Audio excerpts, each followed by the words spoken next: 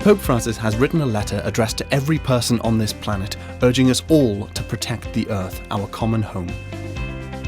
In the letter, he says, "The earth is God's gift to us, full of beauty and wonder, where the fruits of the earth belong to everyone."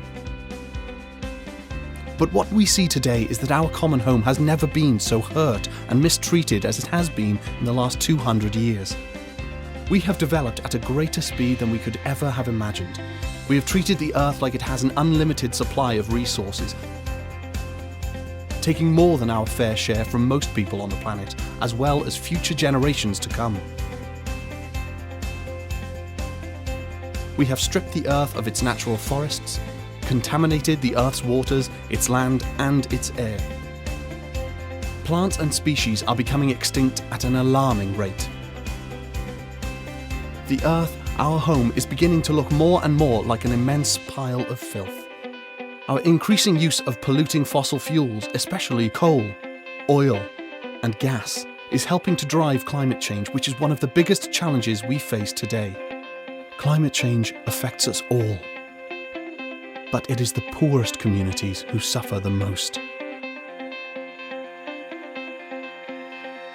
We are now at crisis point, where the future of our common home is under threat. And despite this crisis, there seems to be no slowdown in the lifestyles of the rich nations. Enormous gaps between the rich and the poor continue to rise, between those who are trapped in poverty with few or no resources, and those who are consuming and wasting at an ever-increasing rate, leaving a trail of waste and destruction. Our digital world is also polluting us with noise and distractions, stopping us from learning how to live wisely, to think deeply, and to love generously. Real relationships are replaced with virtual friendships, which we can choose to accept or reject, making us dissatisfied with true, deep relationships, or can give rise to a new sense of isolation. Yet, despite all of this, all is not lost. Young people demand change. Young people want to build a better future, which takes seriously the environmental crisis and the sufferings of the poor. So we can change. We can make a new start. To protect our common home, we need a common plan. The whole human family needs to work together so that we may sow beauty, not pollution and destruction. Our use of polluting fossil fuels also needs to be replaced without delay. And we need to stop treating the world's resources as an object for profit, with no thought on how our actions might affect the environment or future generations. So let's put love for the world and love for our neighbour into action by living together in harmony, listening to one another, caring for nature, and getting involved with society and politics.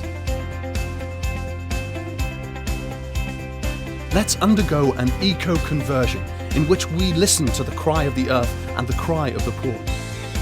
This means taking seriously things like avoiding the use of plastic and paper, reducing water waste,